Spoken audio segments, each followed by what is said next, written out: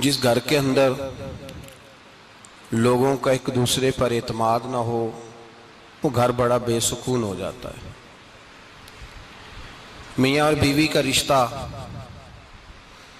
دولت بھی ہو، ثروت بھی ہو، بچے بھی ہوں، لیکن اعتماد نہ ہو ایک دوسرے پر تو وہ رشتہ بے سکونی، بے قراری اور پریشانی کا شکار رہتا ہے۔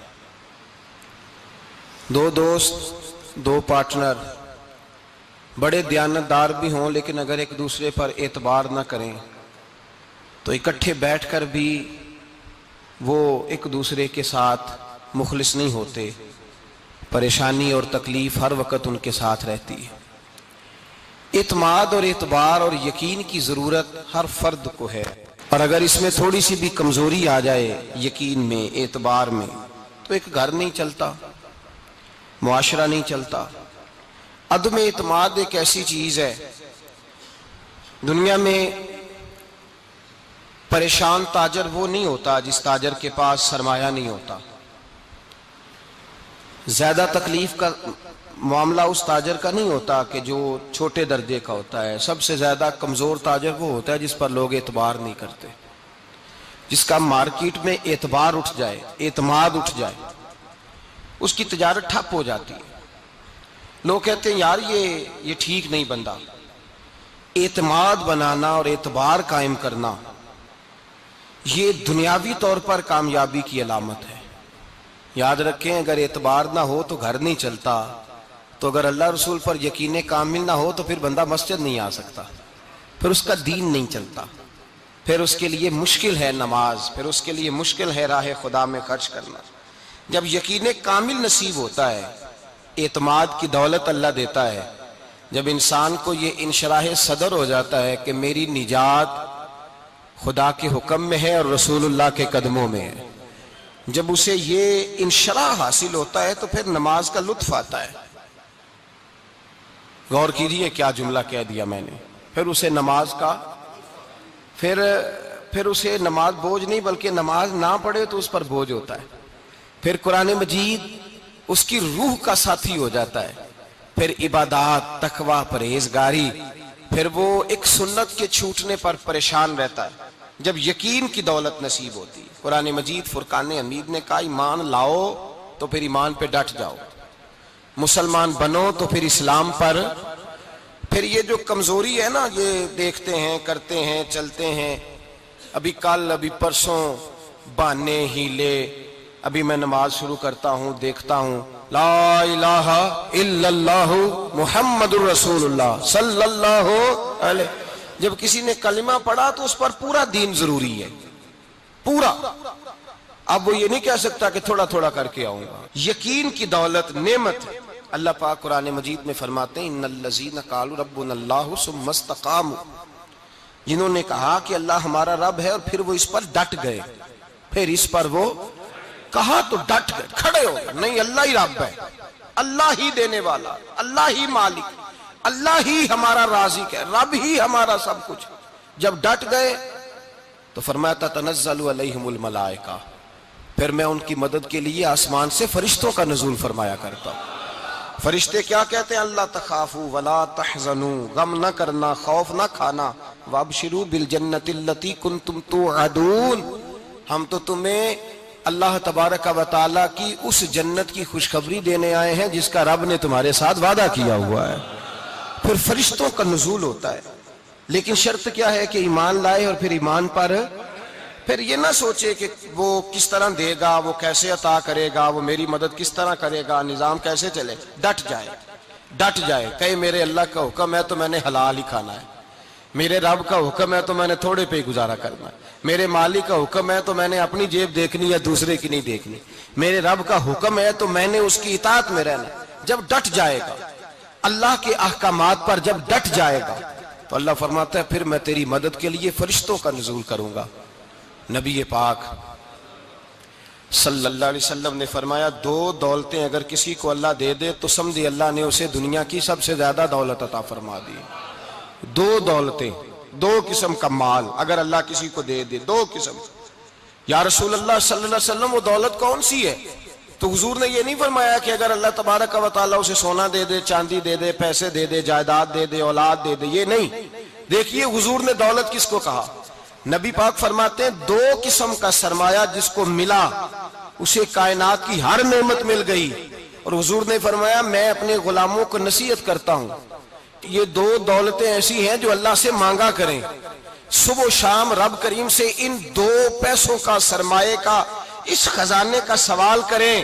یہ مل گئے تو تمہیں ہر شے مل گئی. یا رسول اللہ وہ کون کون سی چیزیں ہیں؟ فرمایا ایک جس شخص کو اللہ نے معاف کرنے کی دولت عطا کر دی، جو معاف کرنے لگ گیا، جس کی طبیعت میں درگزر آ گیا، جو معاف کرنے لگا، غلطیاں معاف کرنے لگا، جس کو ایک دولت یہ مل گئی. اور دوسرا میرے مصطفیٰ نے فرمایا جسے اللہ نے یقین کی دولت عطا فرما دی. جس کو یہ 2 دولتیں مل جائیں، ایک درگزر کرنا، دوسرا رب رسول پہ یقین کامل رکھنا، اسے کائنات کی ہر شے مل گئی. میرے نبی پاک نے فرمایا جب بھی دعا مانگو خدا سے یہ 2 نعمتیں مانگا کرو.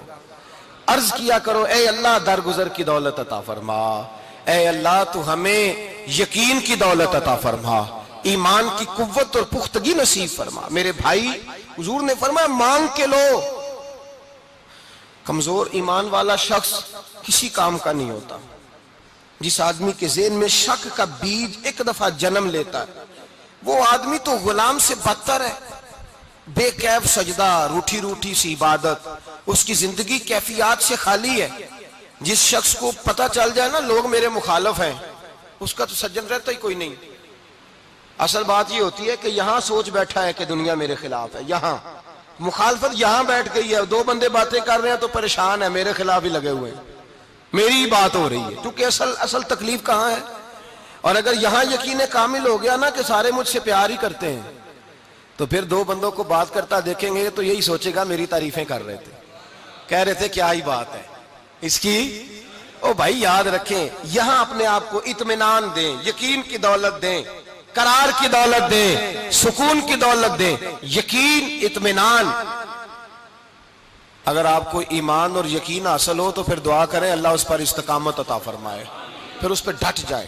نبی پاک صلی اللہ علیہ وسلم نے فرمایا میں اس بات کا خوف نہیں کرتا کہ میری امت کمزور ہو جائے گی، اس بات کا ڈر نہیں کہ پیسے ختم ہو جائیں گے، نہ یہ خوف ہے کہ بھوکی مرے گی. حضور کس بات کا خوف ہے؟ تو نبی پاک نے فرمایا خوف یہ ہے کہ ان کا یقین کمزور ہو جائے گا. ان کا یقین، بخاری مسلم میں میرے مصطفیٰ نے فرمایا ہے کہ جو جمعے والے دن سب سے پہلے آئے گا اس کے نبی کا وعدہ ہے اللہ اسے اپنے رستے میں اونٹ خیرات کرنے کا ثواب عطا فرمائے گا. یہ ہے حضور کی زبان پر اعتبار، یہ ہے اللہ کے وعدے پر اعتبار، اللہ کے وعدے پر اعتبار. او میرے بھائی اگر تجھے کہہ دیا میری طرح کے ایک نکمے آدمی نے کہ یہاں اونٹ بندھا ہوا ہے، رات گیا نہیں ادھر ہی رہا ہے، اور اگر تجھے آمنہ کے لال نے کہا کہ اونٹ ملے گا، اگر تجھے حضرت ختیجہ کے سرتاج کہتے ہیں اونٹ ملے گا، میری طرح کو تو پتہ نہیں کتنے لوگ ہیں کیا کچھ کہہ جاتے ہیں. مصطفیٰ کا تو فرمان یہ ہے کہ اللہ کائنات کے اصول بدل دیتا ہے، مصطفیٰ کی بات پوری کر دیتا ہے. یقین تو کر اس محبوب کی بات پر، ساڈے نبی دی زبان ساڈے واسطے. یقین کی کمی آ گئی، تیرے رسول کا وعدہ ہے تو آ جا. اور دیکھیں جن کو یقین تھا ان کا رنگ ہی نرالا تھا. حضرت علی المرتضیٰ فرماتے ہیں سیدہ فاطمہ نے کبھی مجھے کوئی کچھ کہا ہی نہیں، کبھی فرمائش ہی نہیں کی. ایک دن بیمار ہو گئی تو کہنے لگیں، میں قریب بیٹھا تو میں نے کہا فاطمہ زندگی میں تو نے کبھی کچھ نہیں مانگا، او عزت والے باپ کی عزت والی بیٹی، میرا دل کرتا ہے کوئی فرمائش تو کرنا. تو حضرت فاطمہ کہنے لگی علی اگر ایک انار مل جائے نا، اگر ایک، میرا دل کر رہا ہے اگر ایک انار مل جائے، ایک انار مل جائے تو طبیعت چاہ رہی ہے انار کھانے کو. مولا علی شیر خدا فرماتے میں گیا ایک انار خریدا بازار سے، 1 دینار تھا میری جیب میں. انار خرید کے جب واپس پلٹا نا تو کہتے ایک بوڑھا شخص، ہونٹوں پہ کمزوری. آپ فرماتے ہیں میرے باپ دادا کی عمر کا، لڑکھڑاتے اس کے ہاتھ اور کہنے لگا علی میں بھوکا ہوں کئی دنوں کا. حضرت علی فرماتے ہیں میرے پاس بھی وہ 1 ہی دینار تھا جس کا انار آ گیا. کہتے میں نے اسی وقت وہ انار نکالا، اس شخص کے ہاتھ میں رکھا، بوجھل قدموں سے جب میں اندر داخل ہوا نا تو پاک رسول کی پاک بیٹی، عزت والے نبی کی عزت والی بیٹی، صبر والے محبوب کی صبر والی بیٹی، کہتے ہیں جب میں نے اپنا قدم اندر رکھا دروازے کے تو فاطمہ نے میرا اترا ہوا چہرہ دیکھا تو کہنے لگی علی پیسے اللہ کے راستے میں دے آئے ہو, خیرات کر رہے ہو. حضرت شیر خدا رضی اللہ تعالیٰ عنہ فرماتے ہیں میں فاطمہ کی طرف دیکھا تو میں حیران ہو گیا. میں نے کہا فاطمہ تجھے, کہنے لگی مجھے یقین ہے آپ انار لینے گئے تھے, آپ نے خرید بھی لیا تھا, اور مجھے پتا ہے علی میرے ساتھ بے وفائی ہو ہی نہیں سکتی, یہ کسی سوالی نے مانگ لیا ہوگا. علی آ جا, مجھے انار کھانے سے وہ سکون نہیں ملا جو تو اللہ کے راستے میں دے آیا ہے تو سکون ملا ہے, کھانے سے نہیں ملا جو تیرے دینے سے ملا ہے. مولا علی کہتے صبر کر کے میاں بیوی بیٹھ گئے تو دروازے پہ دستک ہوئی. کہتا میں اٹھ کے دروازے پہ گیا تو حضرت سلمان فارسی دروازے پہ کھڑے تھے. انہوں نے 9 انار مجھے دیے, کہنے لگے نبی پاک نے بھیجے ہیں, یہ 9 انار ہے نبی پاک نے بھیجے ہیں. تو حضرت علی شیر خدا فرمانے لگے ہمارے نہیں کسی اور کے ہیں, ہمارے نہیں کسی پڑوسی کے ہیں, دائیں بائیں دیکھ لے. کہنے لگے نہیں تمہارے ہی ہیں. فرمانے لگے نہیں میرے ہوتے تو 10 ہوتے, اس لیے کہ اللہ فرماتا ہے من جاء بالحسنۃ فلہ عشر امثالھا, تم ایک نیکی کرو گے میں 10 کا اجر عطا کروں گا. فرمایا میرے ہوتے تو 10 پورے ہوتے, اللہ رسول نے بھیجے اور میرا یقین کمزور ہو سکتا ہے, میرے ہوتے تو 10 ہوتے, یہ 9 ہے. حضرت سلمان فارسی نے جیب میں ہاتھ ڈالا, 10واں بھی نکالا, کہا علی تیرے 10 ہی تھے, میں تو تیرا امتحان لے رہا تھا. 10 ہی تھے تیرے. یقین کی دولت زنجیریں کاٹ دیتی, یقین کی دولت انسان کو نواز دیتی. جب تو لڑکھڑاتا ہوا آیا ہے, میرے نبی پاک نے فرمایا یوں نہ کہا کر کے یا اللہ چاہے تو دے چاہے تو نہ دے, جب مالک سے مانگ تو کہا کر یا اللہ تجھی سے مانگنا ہے, میں لے کے اٹھوں گا, تو مجھے دے گا. فرمایا جتنا تیرا یقین کامل ہوگا اتنا ہی اللہ تجھے جھولی بھر کے عطا فرمائے گا.